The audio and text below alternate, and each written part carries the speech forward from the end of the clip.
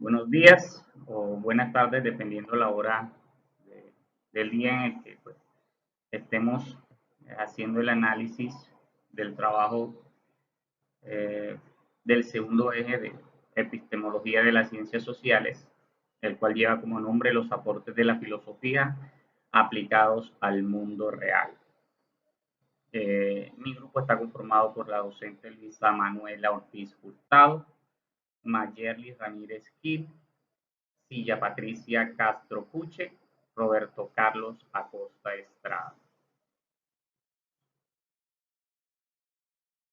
Bien, antes de hablar en sí de lo que es el tema que nosotros escogimos y que pues, hicimos una cierta comparación con base a lo que se vive hoy en día, al mundo actual, antes de hablar de esa temática me gustaría hacer al inicio y al final la lectura de unas frases que dijo Jorge Eliezer Gaitán en cierto momento de su vida. Dice, la oligarquía es la concentración del poder total en un pequeño grupo que labora para sus propios intereses a espalda del resto de la comunidad.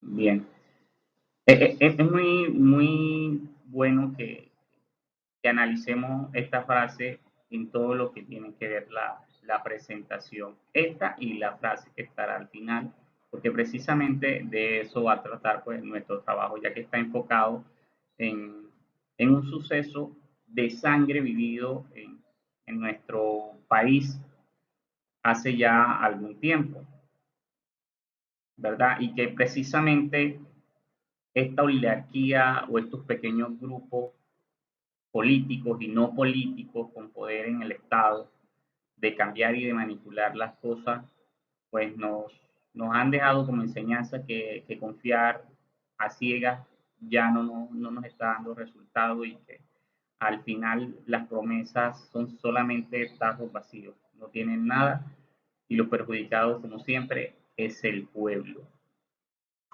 Entonces, sería bueno que analicemos esta, esta frase de Jorge Eliezer Gaitán.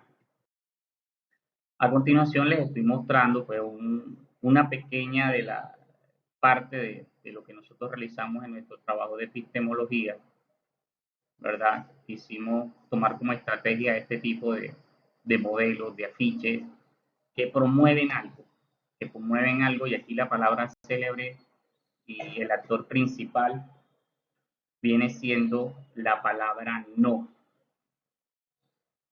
¿No a qué? Muchos se estarán preguntando. Bueno, no a lo mismo. Si se dan cuenta, en la parte superior izquierda, la estrella roja dice campaña vino a lo mismo. Y es aquí precisamente donde quiero resaltar eh, la segunda frase filosófica puesta por Max Weber y que nosotros de cierta forma resumimos para darle más sentido a nuestro trabajo, ¿verdad? Y lo colocamos de la siguiente forma: los grandes líderes han moldeado y maquillado las fuerzas del Estado conforme a sus necesidades. Y aquí surge cierto interrogante que me parece muy interesante y es democracia o monopolio, que es lo que nosotros tenemos actualmente en nuestro Estado, entre comillas, un Estado social de derecho. ¿Qué es lo que tenemos en realidad? ¿Un gobierno democrático o un monopolio? Ya bien sabemos nosotros que la democracia es como aquella facultad que tenemos todos los ciudadanos y las personas de expresar nuestro punto de vista, de elegir a las demás personas, valga la redundancia, que nos van a estar eh, representando los diferentes entes del Estado, pero que al final simplemente se desaparecen. Son como los elefantes blancos de muchos de los proyectos que nosotros hemos visto perder a lo largo de la historia de Colombia. Entonces, una democracia, de cierta forma, es ese sitio en el que tú puedes escoger y saber que estás ejerciendo tu derecho sin ninguna presión, sino porque tú lo prefieres así, porque tú crees que es lo correcto, la decisión que estés tomando en cuanto al no monopolio o al monopolio lo podíamos nosotros definir como algo que ya está previamente preparado, diseñado para un grupo más pequeño de personas, precisamente por decirlo de otra forma, para aquellos cuello blanco o otras, este grupo que tiene el poder económico y el poder político en todo nuestro país. Entonces, de por sí van a tener, digamos, que el control en muchos aspectos pues, de la historia del país.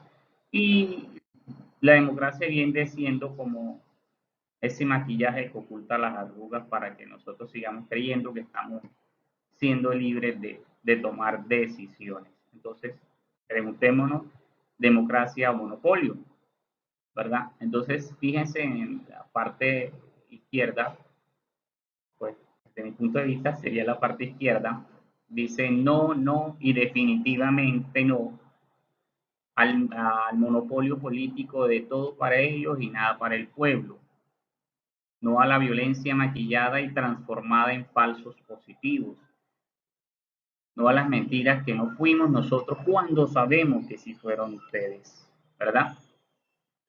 Y es aquí donde se pone aún más interesante la cosa. Para la juventud de hoy, para los niños de hoy que no han hecho parte de algunos hechos históricos de nuestro país, gracias a Dios, para esos niños, hablar en la escuela bajo el término convivir, lo primero que seguramente se le va a venir a, la mente, a su pensamiento es la conducta, es de cómo me comporto en el salón de clase, de cuál es mi convivencia en la casa, pero en realidad no. Aquí estamos hablando tristemente con base al término convivir de algo mucho más triste. Y es que esta debería ser, como lo menciona aquí, dice, esta debería ser una palabra digna de poner en práctica en los hogares de Colombia. En cambio, solo es símbolo de miedo y muerte para muchos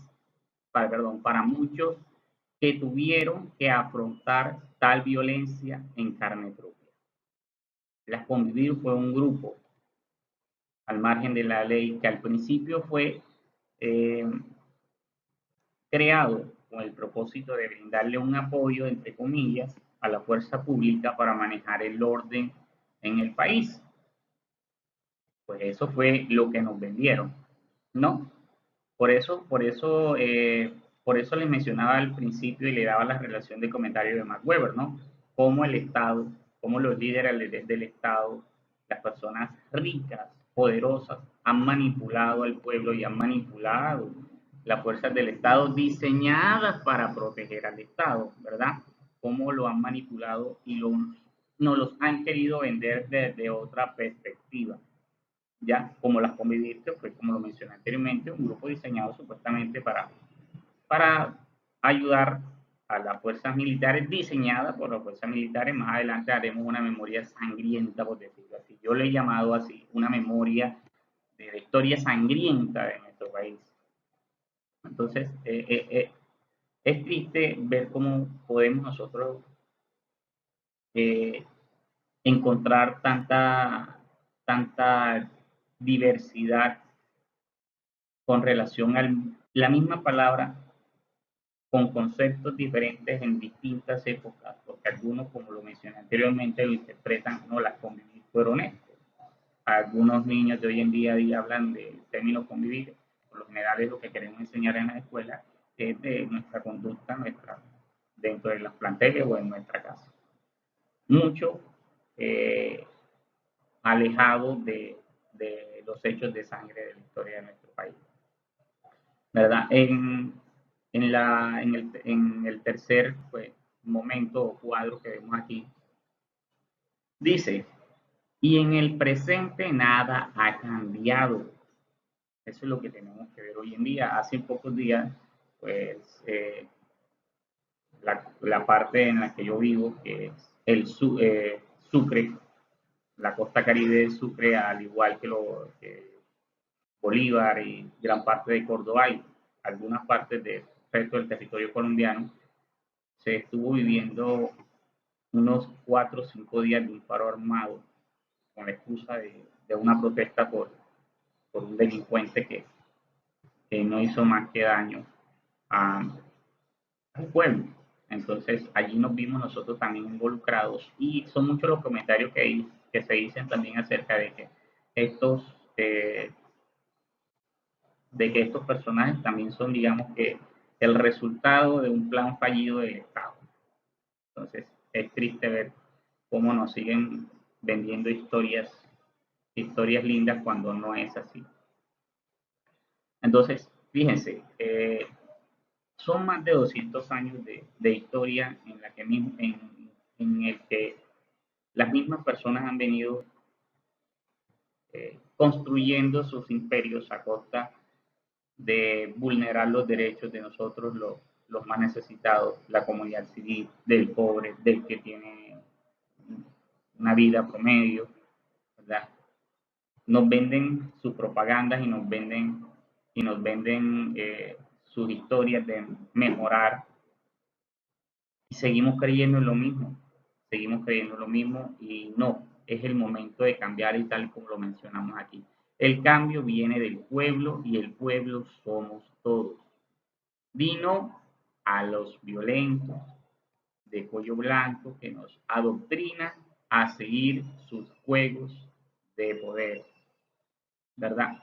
Entonces no sigamos más esos juegos, utilicemos la conciencia para saber escoger, utilicemos la conciencia para no seguir cayendo en ese conflicto de poderes que tienen los que en realidad tienen poder, los que en realidad tienen dinero, no nosotros.